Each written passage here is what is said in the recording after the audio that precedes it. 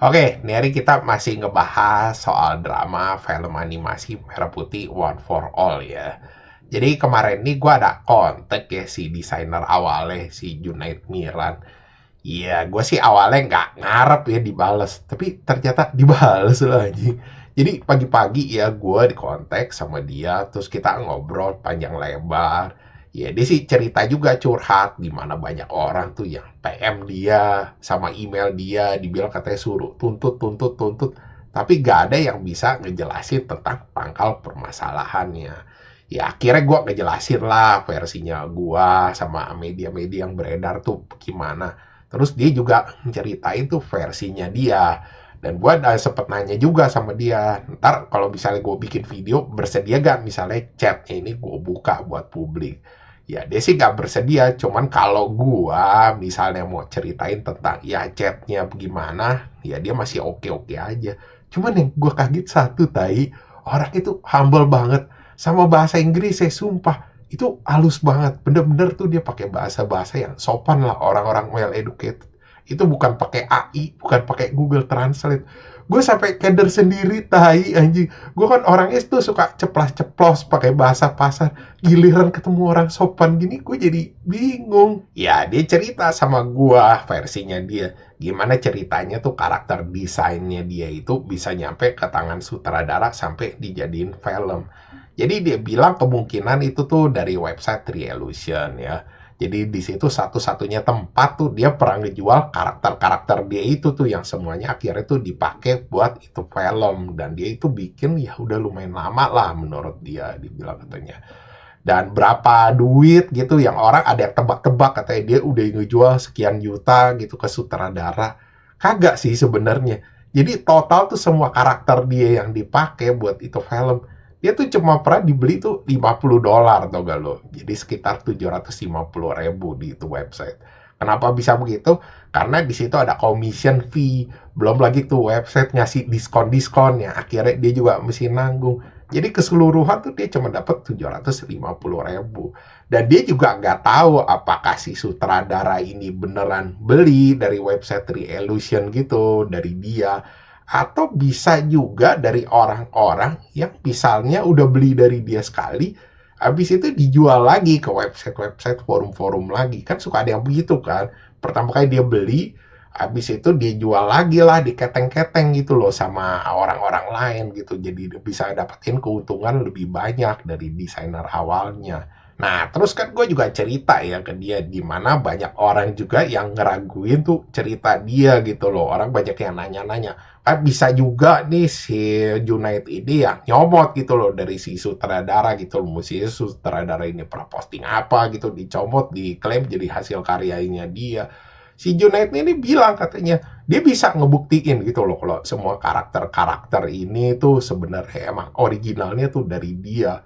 Dan ada juga kan yang ngomong tuh di mana dia tuh kayak pansos juga gitu loh. Maksudnya ini kan udah dibeli gitu karakternya gitu, dari misalnya lu beli dari Illusion, otomatis lu mau pakai personal use atau commercial use itu udah bebas aja gitu loh. Dia udah gak ada haknya.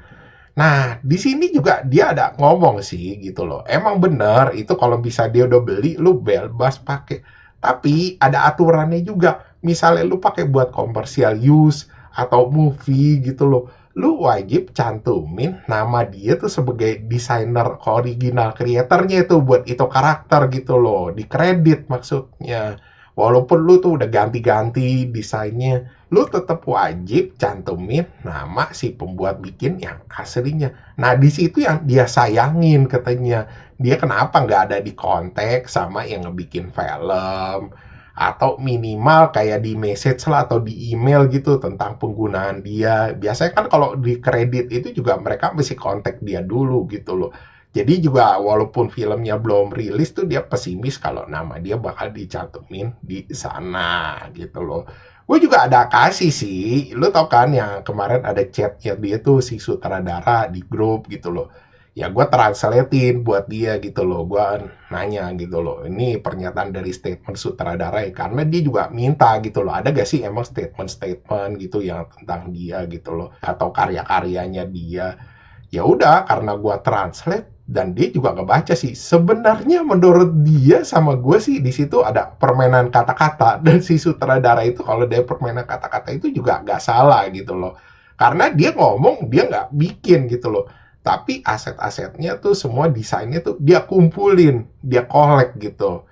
Ya itu nggak bisa disalahin juga, emang benar kan dia ngumpulin. Baik itu beli atau dari mana gitu, intinya dikumpulin, bukan dia bikin asli.